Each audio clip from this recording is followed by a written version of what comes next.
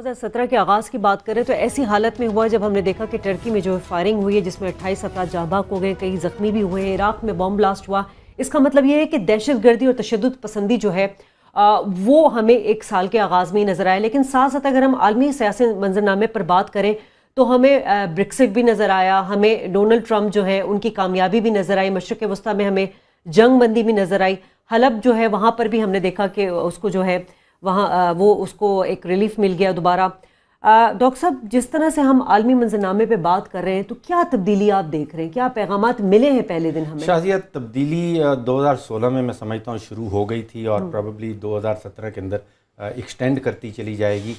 خاص طور پہ جو مغربی ممالک ہیں ان میں جو انتہائی دائیں بازو کی سیاسی تنظیمیں ہیں, سیاسی پارٹیز ہیں, وہ مقبول سے مقبول ترین ہوتی چلی جا رہی ہیں. تو ایک تو وہ انتہائی دائیں بازو والا رائٹ ونگ والا معاملہ ہے. پھر جو ان کے لیڈران ہیں وہ ہم نے دیکھا کہ وہ بڑا جارحانہ, سم ٹائمز وہ آمرانہ قسم کا رویہ ان میں نظر آتا ہے. اور تیسری چیز یہ ہے کہ وہ الٹرا نیشنلزم, یعنی کہ انتہائی قوم پرستی کی طرف جو ہے ہمیں بہت سارے لیڈرز وہاں پہ نظر آ رہے ہیں. اگر 2017 کا آپ عالمی منظرنامہ سامنے رکھیے, آپ دیکھیے کہ جو دنیا کی امیر ترین جمہوریت ہے امریکہ, وہاں پہ ڈونلڈ ٹرمپ صاحب جو ہیں وہ آپ کو اس کی جتنی بھی تصویریں آتی ہیں وہ سب کو انگلیاں دکھا رہے ہوتے ہیں. دوسری طرف جو دنیا کی سب سے بڑی جمہوریت ہے وہاں پہ مودی صاحب بیٹھے ہیں, وہ ہر دفعہ مکے دکھاتے رہتے ہیں. دوسری طرف روس میں پیوٹن صاحب بیٹھے ہیں, وہ بھی بڑا اگریسو سٹانس لیے جاتے ہیں. اور چین میں جو صدر ہیں شی جنگ پینگ, وہ بظاہر تو بڑے اگریسو نظر نہیں آتے, لیکن ان کی پالیسیز وغیرہ جو ہیں اسپیشلی ساؤتھ چائنا سی کے حوالے سے وہ بڑی جارحانہ نظر آ رہی ہیں. تو وہ خوف آتا ہے مجھے, یہ چاروں بڑے بڑے لیڈران اتنے بڑے بڑے ملکوں کے اوپر حاکم ہیں اور مکے دکھا رہے ہیں اور انگلیاں دکھا رہے ہیں. اور اس میں ایک تو جو ٹرینڈز میں ہیں, امریکہ اور چین کے تعلقات جو ہیں اس پہ ساری دنیا کی نظر ہوگی کہ یہ کیسے جو امکان غالب ہے کہ ان میں ٹینشن آئے گی, اس میں کھچاؤ آئے گا. وہ پہلے بھی آ چکا ہے. وہ ابھی تک پریزیڈنٹ باقاعدہ طور پر نہیں بنے, پر وہ جو تائیوان کی پریزیڈنٹ کا فون کال لینا, ان کا کہیں جانا اور راستے میں امریکہ سے ہوتے ہوئے جانا, اس سے چین کو تشویش ہوئی ہے. چین نے وہاں پہ ملٹری ایکسرسائزز بھی کی ہیں. ان کے پاس ایک ہی ایئر کرافٹ کیریئر ہے, لیکن انہوں نے بڑا اہتمام کیا کہ اس کی فوٹوز وغیرہ ہوں. ایک تو وہ ہے. دوسرا یہ ہے کہ رشیا جو ہے اس کی پوزیشن جو اس کے ارد گرد کا علاقے ہیں اس میں بڑی مضبوط ہوئی ہے. یہ جو حالیہ جنگ بندی شام میں اناؤنس کی گئی تھی, وہ ایران, ترکی اور روس نے آپس میں مل کے اس کا اعلان کیا, اور امریکہ کو انہوں نے دعوت تک نہیں دی اور اس کو انفارم بھی نہیں کیا. اور وہ سرگے لیوروو نے کہا کہ یہ جو بے مقصد میٹنگز ہیں امریکہ کے ساتھ, اس سے تو بہتر ہے کہ یہاں پہ ہم کریں. روس اور امریکہ کے تعلقات میں امکان ہے یا موجود ہوگا کہ بہتری آئے. دیکھیے, اوباما نے جاتے جاتے وہ رشین ڈپلومیٹس کو ایکسپیل کیا, پر میں بھی حیران رہ گیا, پیوٹن نے ریٹیلیٹ نہیں کیا اور اس نے کہا کہ ہم یہ ارریسپانسبل ڈپلومسی کی سطح پہ نہیں آئیں گے, ہم یہ کچن ڈپلومسی کی سطح پہ نہیں آئیں گے. ہم دیکھیں گے کہ پریزیڈنٹ الیکٹ جب پریزیڈنٹ ہوں گے تو ان کی پالیسیز کیا ہوں گی. اور ڈونلڈ ٹرمپ ٹویٹ کرتے ہیں کہ میں ہمیشہ کہتا تھا بڑا سمارٹ آدمی ہے, ویری سمارٹ موو. تو یہ ان کا وہ ہوگا. ہمارا جو ہے آپ دیکھیے, ہمارے افغانستان پرابلم ہمارے لیے رہے گا, لیکن حالیہ جو میٹنگ ماسکو میں ہوئی ہے اس میں روس, ایران, پاکستان یہاں پہ اور کسی اور کو دعوت نہیں دی. تو روس اپنا انفلوئنس جو ہے اس کو ایگزرٹ کر رہا ہے, دکھا رہا ہے, اور بالکل ہمارا نیبر ہے, نزدیک ہے یہاں پہ رہ کے. یہ یہاں پہ ٹرینڈز ہوں گی. امریکہ اور انڈیا کے تعلقات میں زیادہ قربت, زیادہ نزدیکی, زیادہ گرم جوشی آئے گی. بٹ ڈونلڈ ٹرمپ کی تو انویسٹمنٹس بھی وہاں پہ ہیں, انویسٹمنٹس ہیں یا سبسیڈریز ہیں. پونے میں ان کی وہ ٹرمپ ٹاورز پتہ نہیں دو بن رہے ہیں. تو ہمارے لیے محتاط رہنے کا بھی وہ ہے, ضرورت ہے. لیکن ہمارے لیے اپرچونٹیز بھی ہیں, ہمارے لیے نئے راستے کھل رہے ہیں. روس کے ساتھ تو ہمارے کبھی ٹھیک طرح تعلقات رہے نہیں. اب جو ایک اسرٹیو ریسرجنٹ رشیا ہے اس کے ساتھ, جو کہ اس علاقے میں اور نزدیک کے خطے میں اپنے آپ کو ایگزرٹ بھی کر رہا ہے, وہ ہمیں موقع ہے کہ تاریخی اس طور کے پہ ساتھ صاحب روس کے ساتھ جس ملک نے بھی کوآپریشن کرنے کی کوشش کی یا دوستی کرنے کی کوشش کی, اس کا فائدہ نہیں ہوا. یہ آپ کی ریڈنگ ہے سچویشن کی. ہندوستان جب پاکستان ٹوٹا تھا تو اس میں جو ہندوستان کا جو ظاہر ہے سامنے والا رول تھا, جو بیکنگ تھی ساری کی ساری, وہ روس کی تھی.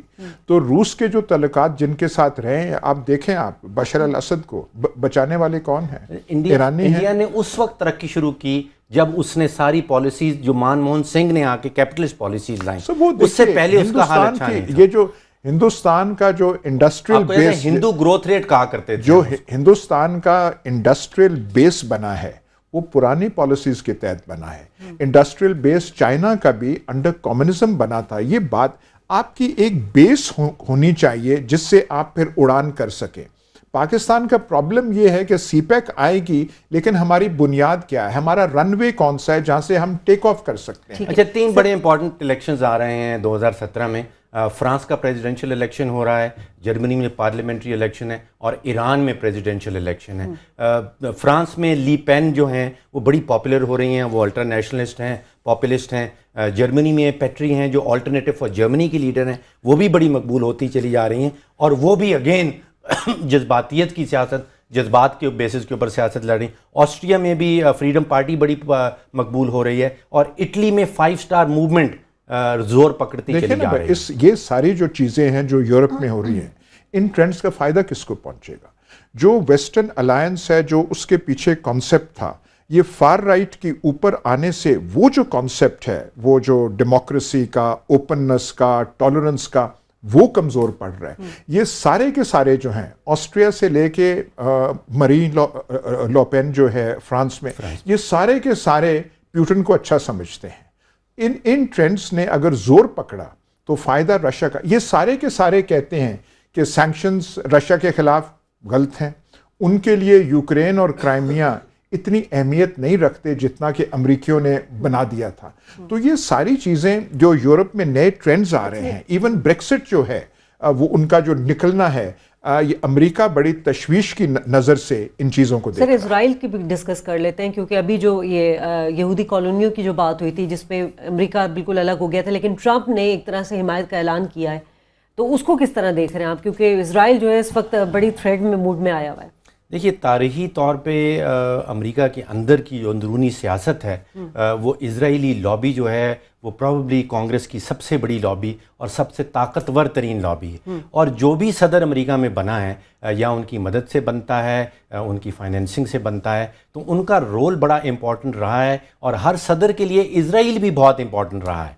اپنی کیمپین کے دوران اگر کوئی نعرہ بازی ہو جاتی ہے یا کچھ اور جذبات کے رو میں کچھ اسرائیل کے خلاف کہہ دیا جاتا ہے, تو دیکھا یہ گیا ہے کہ جب وہ صدر ایکچولی بن جاتے ہیں تو پھر وہ اتنا کچھ کر نہیں پاتے اسرائیل کے خلاف جتنا شاید انہوں نے پہلے دعویٰ کیا ہو. ٹھیک ہے. اچھا سر, روس کے ساتھ بھی ہم نے دیکھا کہ روس کے ساتھ بھی بڑے ابھی جو ڈسپیوٹ ہوا تھا, اوباما جو حکومت, اب ٹرمپ جب آئیں گے تو ہمیں نہیں پتا ان کی پالیسی کیا ہوگی. ساتھ ساتھ یہی چیز ہم سیم اسی میں اسرائیل اور یہودی کالونی کے حوالے سے دیکھیے شازیہ, ایک ایاز صاحب نیو یارک ٹائمز میں ایک بڑا ڈیٹیلڈ آرٹیکل چھپا ہے, اور اس کا ٹائٹل ہے پرفیکٹ ویپن.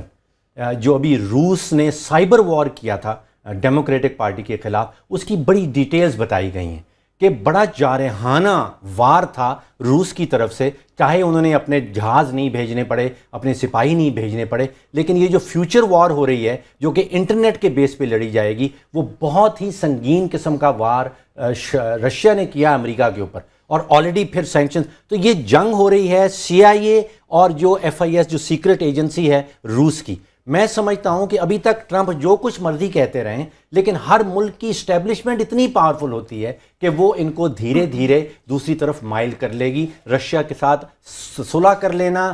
دیکھیے, جو ریڈنگ ٹرمپ کی ہے وہ جو پرانے امریکن اسٹیبلشمنٹ ہے اس سے بہتر ہے.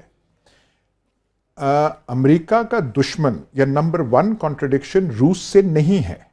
روس جو ہے وہ کولڈ وار جا چکی ہے, روس کی وہ پوزیشن ہی نہیں ہے جو کولڈ وار میں تھی. ان کا अमेरिका का नंबर 1 कॉन्ट्रडिक्शन चाइना से है, उसकी रीडिंग जो है is closer to reality. Putin क्या थ्रेटन कर रहा है अमेरिका को? कुछ भी नहीं कर रहा। ये उनका जो है कि हमने यूक्रेन में करना है, हमने क्राइमिया का वो प्रोटेस्ट करना है, हमने लिथुएनिया में टैंक्स भेजने हैं, हमने एस्टोनिया में 4 जहाज़ वहाँ पे कर लेने हैं। मेन थ्रेट जो है वो तो चाइना से है, साउथ चाइना सी की मिलिटराइजेशन है। उसके लिए अमेरिका क्या कर सकता है?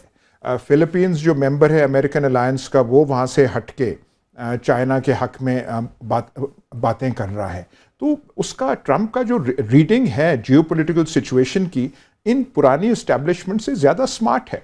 आपको याद होगा कि कैंपेन में कुछ 40-50 वो रिपब्लिकन जो थे, जो बड़ी बड़ी पोजीशंस पे रहे थे, उन्होंने खुला ख़त लिखा था कि अमेरिका के लिए डोनाल्ड ट्रंप की इलेक्शन ख़तरे से खाली नहीं है और ये है और वो। लेकिन किसी ने वो खत, जो चॉइसेस वो बना रहा है, आप देख लें, जो रेक्स टिलरसन जो सेक्रेटरी ऑफ स्टेट है, एक्सॉन मोबिल का सीईओ और पुतिन वगैरह के साथ, क्रेमलिन के साथ अमेरिका और चाइना की आपस में कशीदगी होती है तो पाकिस्तान के लिए बड़ा मुश्किल है। वो हमें वो हमारे लिए है, हमें वो बैलेंस करना।